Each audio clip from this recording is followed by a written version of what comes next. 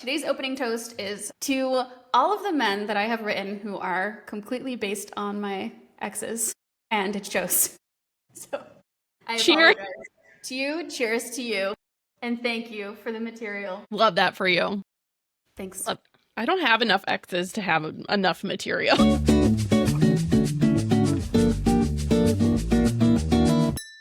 Do you want to start with the smash or pass lightning round? Yes. Okay. Are you ready? Okay, I'm totally ready. Mr. Darcy. Smash. Smash. Absolutely smash. Connell Waldron. Smash. I mean, but I think I'm jaded by the movie because obviously Paul Mescal. Smash. But okay, we're gonna go Gatsby. I'm gonna go with pass because I don't want to deal with that emotional baggage. Too much. Okay, the guy from Akatar. Resand. I'm definitely gonna smash that 100%. Okay. Yeah, I know there's some emotional trauma there, but it's not nearly as bad as Gatsby. Laurie, Little Women. You're smashed on that one. He has questionable No, go ahead, defend him. He's a little bit on the morally gray side, and I kind of love that. Agreed. What about you? I'm gonna pass on Laurie. Okay, last one. Last one's a real smash for me, so I have to know your opinion, but I'm gonna go with Atticus Finch. Does this go along with your that one gentleman from the Discovery Channel? Are we making public my love for the host of Expedition Unknown? I think Atticus is he'd be a really good husband, and he's such a good dad and lawyer. Okay, if we were gonna do an F, marry, kill situation, definitely marry.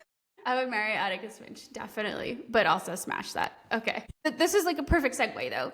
What was your very first attempt or experience at writing a male character for the first time? When I was experimenting with hey, can I actually write? I think I based everything off of Rowan from Throne of Glass series. So you picked, did you feel he was the perfect, I want? Yeah. I didn't even try to write my husband into a character or try to write an ex. It was just no one's unhinged enough for me to want to write a character solely based off of them. Okay. I totally get that. But because we're also into book boyfriends right now.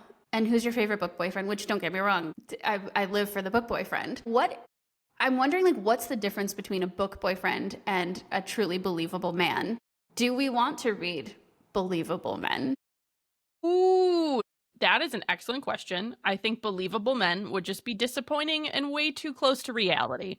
I think they're way too predictable to spend hours with them in a book when it's supposed to be for leisure. That is such a great point. It is supposed to be for enjoyment. In that, I feel there has been the rise of the emotionally intelligent man in fiction. And is that believable? Because I do think it at least gives them, when I write, I feel my biggest fear is, am I gonna just make this guy a D-bag? Is he just gonna come off as a D-bag because I went through this experience and I just have it in my head, or my narrator, right? My narrator is experiencing it. And so is she just seeing this as one very one-dimensional dude that does this bad thing? And so we can just judge him the entire rest of the book on this one bad thing he did. Yeah. Which is not believable. So how much do we want to admit our character's flaws in the eyes of the guy that we're writing? Is it easier to write male characters' flaws or female main characters' flaws? Because I struggle with reading one-dimensional female characters because they don't have flaws. Yeah, and obviously it depends on the POV that you are writing from. If you are writing from this all-knowing, omniscient perspective, how it's so challenging to be we are showing everybody's true colors all the time, because that's also not real life. I think Emily Henry does a good job at giving us more of the millennial or Gen Z, slightly more emotionally intelligent man as a new type of book boyfriend. I'd agree with that. And I think it's when you, as a writer, when you craft a male character that has depth, has flaws, but the positive aspects of their personality don't outweigh the flaws, I think it almost gives women permission to love someone's flaws too. As a reader, it's really nice when the man fucks up and the female main character's just like, yeah, you done bad. Like, and actually addresses it and doesn't just like skate over it, because it gives the woman a moment of power then to rise to the occasion. I think what we're liking too in reading book boyfriends is that vulnerability of like saying like, I fucked up. Oh my God, it's like so hard to write though. It is. And it's hard to write it and have it actually be believable. Yeah, because you do just want to write this like either perfect dude who says the right things and he broods and he swoons and he breathes really hard and he's obsessed with you, but not too obsessed with you. Like gives you space, but it's also not real. But to your actual point, like, am I writing something that people actually, should I be writing it like so that it's super believable as a real man? Or like, should I be writing it as like, I'm writing it for the girls? Well, I think this is a good moment to have a poll of, when you are reading a book, what do you actually want the man to be? Do you want him to be idealized, or do you want him to be realistic to the point of you kind of hate him? Or third option, do you want like a happy little in-between where they're evolved but still screw up? Exactly. In my experience so far, like a lot of my editing has come down like of male characters has been, oh my God, why is he coming in and just like making everything better and saving her or changing her mind about something, or just like, and it's like so easy to do. I'm either he's an asshole who cheats and is a D-bag jerk and we're all gonna hate him, or he's gonna come in and like save her, not in like a dramatic saving, but like he's gonna open her eyes to a new way of thinking. And I'm like, okay, not like, is this what I want, or is this what I should be writing? Like, is this just a one-dimensional dude? So my first pass of my first novel, dude was one-dimensional. He saved the day, but like became emotionally intelligent and helped her and did all of this other stuff. Like gave her space, like wasn't too overburdening, let her shine on her own, all of this shit. Second pass, he screwed up a few times because it added depth to her of how does she actually overcome it. But my instinct was to write perfection in a male. That's weird. I don't know, because we might be writing it for you, which brings me to my next point. I think when you look at romance, all this shit goes out the fucking door. If you are writing romance, which I know that you have romance in your book, or like you're like romantasy, is that how you would describe it? Right. Yep, definitely. Do you have multiple POVs? So you have a men. I can write books. I can speak English. You have a man's POV, but what was that? What's that like, and what were your priorities? What did you focus on writing that? Oh my God, I loved writing his POV. It was so interesting because I would write something and I would have my husband read it and be like, do these thoughts actually come across a man's brain? Stop. And most of the time it was not even close. So exactly. I find it really interesting how others perceive you. Not saying I want to take everyone's opinions about myself and like give them life, but I love to understand how certain traits come across, either in writing or real life or whatever. So when I got to write the male character's point of view, it wasn't because I wanted to. It was because I needed that moment where the reader could see how the female main character was perceived. Because in her head, she knows everything. She has it all under control, but she is scared shitless about what is transpiring in front of her. So when I had the male character point of view, he saw right through the I am perfect, I am composed facade. And it was really fun to write that. And I Yeah. think it was needed in order to show, especially towards the end, to show her shift and to show her actual growth of like how she's perceived at the beginning versus how she's perceived at the end. There's Yeah. like a whole, That makes so much sense. this is why I write romantasy, so I can make up my own rules.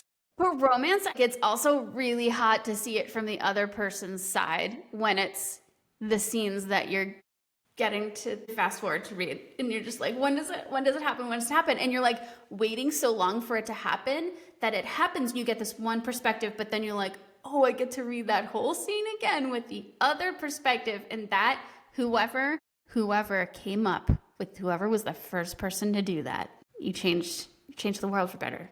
Absolutely. Thank you for your service. Thank you. This is a toast to that person. Yeah, thank you for your service. Because that is the most brilliant thing I think about reading romance. Mm-hmm.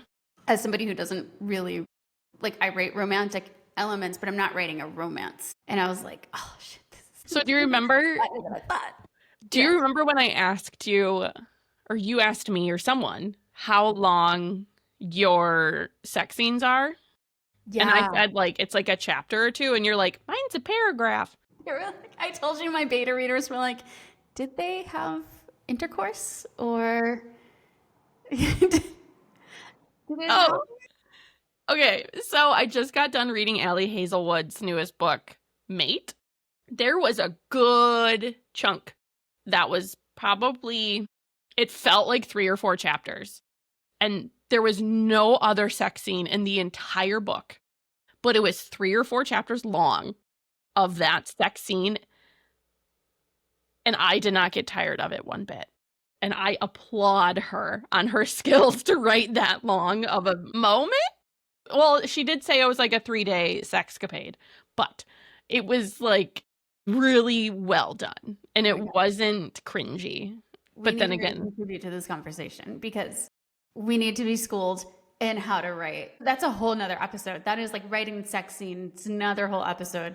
But the male POV and that sex scene, you know what? I say, who cares? You write it for the girls. you feel the worship that the man is encountering. Write it for the girls. We do not need a realistic perspective to really dive into the psyche of the human experience. We just want a perfect sex scene with a perfect boyfriend at that point. I agree. I also think at the same time, the other thing, so I think there are romantic elements to writing the male perspective. But I think that, again, I think something like banter, like Abby Jimenez and Emily Henry, and like most of those, I think Dolly Alderton, like contemporary writers, I think really nail this part of contemporary fiction starting to be a thing, which is literally like banter. And I think that banter can also make or break chemistry. But when you're writing male banter, see, like, and now I'm thinking, like, if you are writing a male character, are you just looking at them as a person that it like serves a purpose in the story rather than like the gender? Way to make me think while I'm drinking tequila. I don't. Well, see, this is where I'm going because I'm thinking now, like, I mean, I have 3 love interests in my book, and they all come at different times. Like, there's no like love triangle or anything, but they all serve like a different purpose in the plot, just the way my female characters do. You know, so like, I think when I'm writing like the ultimate like scenes where she's picking who she wants to be with and who she actually really falls for, and I'm wondering like why she falls for that person, and I want everybody to fall for that person too, but it's also like that person's serving a purpose for my character, and so I'm making him be whatever I need that to be, probably. I think it really comes down to what your book's purpose is. Yeah. Like your book, it is all about that female main character. 100%, and her arc and her growth and her really just evolution of a person. A lot of what shows that is having romantic interests, and like you can't, I don't know. So like maybe we take that away from this episode. But I need a good book boyfriend when I am reading. And so like I do want the vulnerability. I do want the glorious dual POV sex scenes. I do want like I don't want an ick. That's where like sometimes like people we meet on vacation, I get almost there are points where I'm almost getting an ick from that main character where I'm just like he's kind of nerdy and I don't know if I'm totally into that. By the end you're like in love with him, but like I don't know if I want it. If you're going to spend the time writing a male character who ends up falling in love with the female main character, if you actually question whether or not you as an individual would fall for him, that's probably not doing your job right. You know what? That's exactly right. If there's anything that we learned today, it is that if he is too good to be true, then you probably wrote him. He's definitely fiction. He's definitely fiction. Your next book that you're writing, whatever it's going to be, if you had to pick the trope that you were going to really like settle on, what would it be? A romance trope? Oh my God. Everything's a trope. So like Yeah, totally. Everything's a trope. This is my work in progress now, but falling in love with a famous person that you get to meet and they fall in love with you. What is that trope? I don't know, but that sounds good to me. But that's a trope, right? I mean, like the like fall in love with a rock star and you somehow get to like meet them and then they fall in love with you. That is my next book, and it is a rom-com. And I feel like when I'm writing it, I'm like, this is such a trope. I'm gonna go with second chance romance. Hey, as you get older, second chance romance becomes a little bit more relatable, I think. Is it bad that I'm happily married of 10 years and I think writing a second chance romance still is intriguing? No, that would be like, if I wasn't writing the rom-com right now and just started it, like I totally think that would be like the one I picked because yeah, now that we're not 23 anymore, it's like kind of hot to think about there's a second chance at love all the time at any age and at any stage in life. Yeah, that's very exciting. I totally get that. Yeah. And it's not even like I'm writing this from experience. Because I think when people write their love story verbatim, it kind of loses its magic a little. That's super interesting. But unless it's like this big, giant, grand love, think of like Julia Child. Her love was big and grand and bold, and it was beautiful when you like wrote it down and looked at it that way. But was it Paul? Paul. Yeah, you can see the book in the background by Bob Spitz. I'm just picturing Stanley Tucci, so it just seems like a grand romance. Stanley Tucci. I gotta say, I think it's smash. Good. And this is what happens when you are an hour into recording. Just random people's names start to get like called out and you're like, smash. Pedro Pascal? Yes. I was just about to say it. Anywho. Okay, yes. Like their love, big and bold. My love, I don't think, if I would like actually write it out, I don't think people would get it. I think it's universal though. I think love is universal. And so like all of those things, it just depends on how you're writing it. You're a great writer. You would write a beautiful, compelling love story. So like, I don't know. I think no matter how grand or like great the actual plot of the love story is, I think those feelings like everybody can identify with and will feel the feelings of like when they felt that. Or it's true. Feel that for your book boyfriend husband. Are you saying that everyone's love story is big, bold, and grand? Yes, everyone's love story is big, bold, and grand. You're such a romantic. Keep writing those fictional men for the rest of us. I have a heavy pour today. Me too. So after all of the self-inflicted pain that us as writers really just love to indulge in, let's look at some of the pain readers have left for other authors, like, published ones. So this reoccurring segment is probably going to be my favorite. And it's called 1-Star Review of the Week. Absolutely, because there is nothing like reading Jane Austen just getting dragged. I love it. I do have a Pride and Prejudice one this week, actually. Really? You found one? Okay. I did. Was it hard to find? No, people truly like to leave their honest opinions, even on cult classics, or especially on classics, I will say. So you'll enjoy it. Okay, so Jane Austen's Pride and Prejudice. I disliked this. They cut out all the scenes with zombies. Obviously, this was edited to try to appeal to a wider audience. Why? This is my runner-up, which might be better, but it's my honorable mention today on 1-star reviews. Harper Lee's To Kill a Mockingbird. Jesus Christ. What? Okay, sure. Was it written by a high schooler, this review? I kept hoping they would get to the point and give me some extra instructions, but I still don't know how to kill a mockingbird. I think they Might missed start the making point. it my mission to actually like go on and troll classic novels this way. This is really going to be. We should have just made our entire podcast. Yeah, just 1-star. Screw talking about writing and our feelings and the highs and lows of publishing your own book. Let's just read 1-star reviews. Yeah.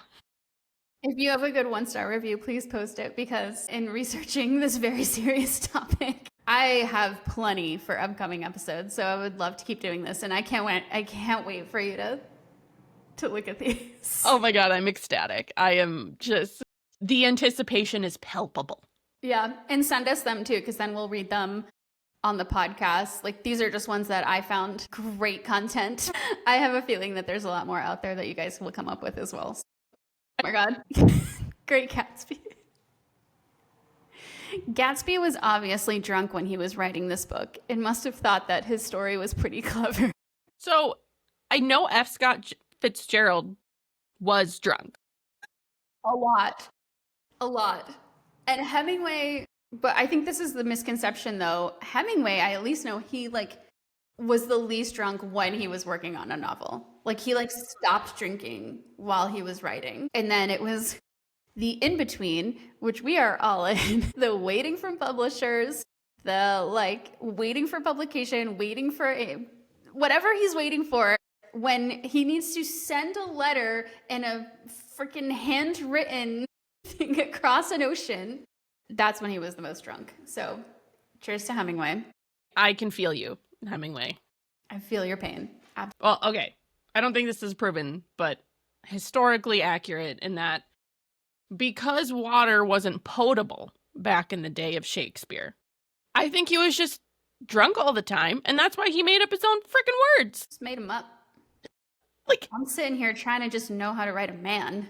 This guy's just making up words. We're all doing it wrong. yeah, we really are.